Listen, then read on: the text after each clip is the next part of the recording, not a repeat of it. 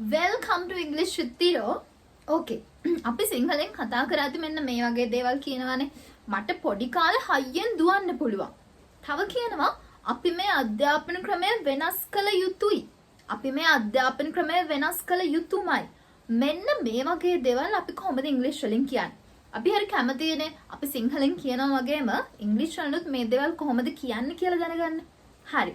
අපි අද ඉගෙන ගමු කොහොමද ඒ දේවල් ඉංග්‍රීසි වලුත් කියන්නේ කියලා. හරිම ලේසි. මේකට අපි යූස් කරන්නේ modal verbs. මොකද්ද? modal verbs. හරිම ලේසි. අපි යමු අපේ first modal verb එකට. පළවෙනි එක තමයි can. මොකද්ද? can. can වල සිංහල තේරුම පුළුවන්.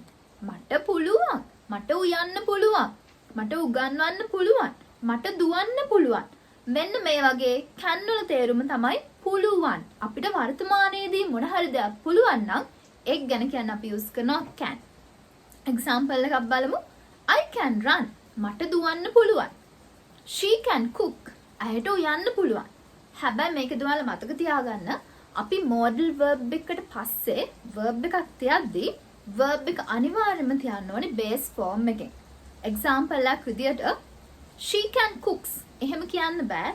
she can cook. මොකද can කියන්නේ modal verb එකක්. අනිවාර්යයෙන්ම ඊට පස්සේ තියෙන verb එක base form එකෙන් තිබිය යුතුමයි. හරි. ඊළඟ එක තමයි could. could. ගොඩක් අය මගෙන් අහනවා can සහ could කියන දෙකේ වෙනස මොකක්ද කියලා. can කියන්නේ පුළුවන්, could කියන්නේ පුළුවන් වුණා. could කියන්නේ පුළුවන් වුණා. ඒ කියන්නේ අපිට අතීතයේදී මොන හරි දෙයක් යම් කිසි දෙයක් කරන්න පුළුවන් වුණා නම් ඒ ගැන කතා කරන්න අපි යූස් කරන්නේ could. When I was a child, මම පොඩි කාලේ I could run fast. මට පොඩි කාලේ හයියෙන් දුවන්න පුළුවන් වුණා. ඒ වගේ ඔයාලගේ අතීතය හා සම්බන්ධ සිදුවීමකදී ඔයාලට අතීතයේ පුළුවන් වුණ දෙයක් ගැන කතා කරද්දී අපිට මේ could කියන එක යූස් කරන්න පුළුවන්. ඒ වගේම could තව අපි යූස් කරනවා ආචාරශීලී විදියට යම් කිසි දෙයක් ගැන කතා කරද්දී අපි මේ could කියන එක යූස් කරනවා.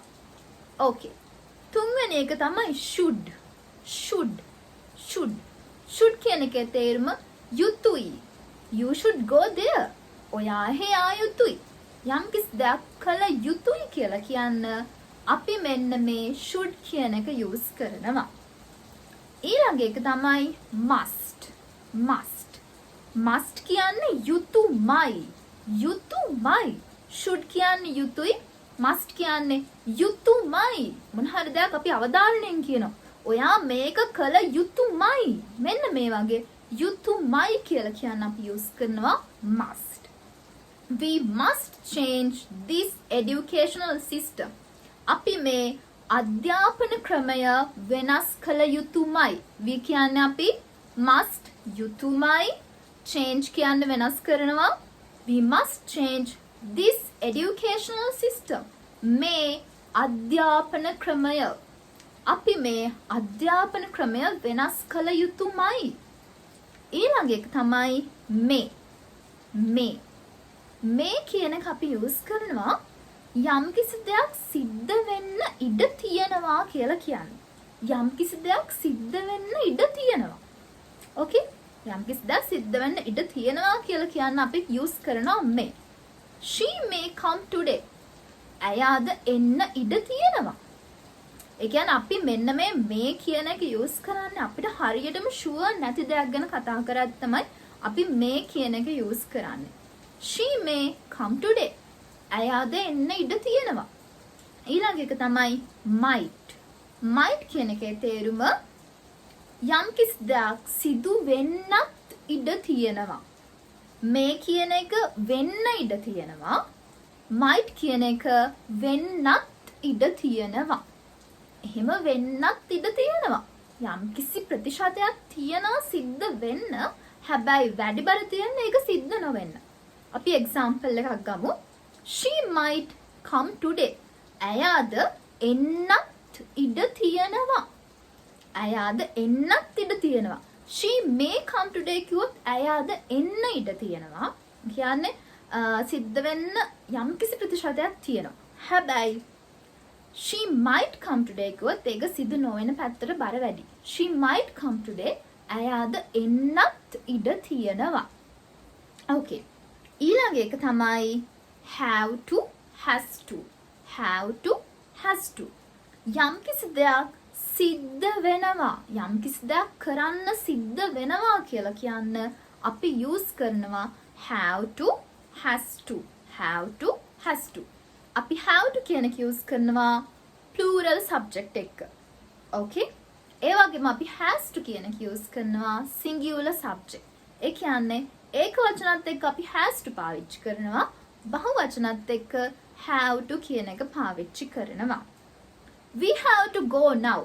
අපිට දැන් යන්න සිද්ධ වෙනවා. we කියන්නේ අපි have to සිද්ධ වෙනවා. go කියන්නේ යන්න, now කියන්නේ දැන්. අපිට දැන් යන්න සිද්ධ වෙනවා. she has to cook. ඇයට උයන්න සිද්ධ වෙනවා. she has to cook. ඇයට උයන්න සිද්ධ වෙනවා. ඊළඟට had to. had to. had to කියන එකේ තේරුම තමයි යම් කිසි දෙයක් කරන්න සිද්ධ වුණා කියන එක.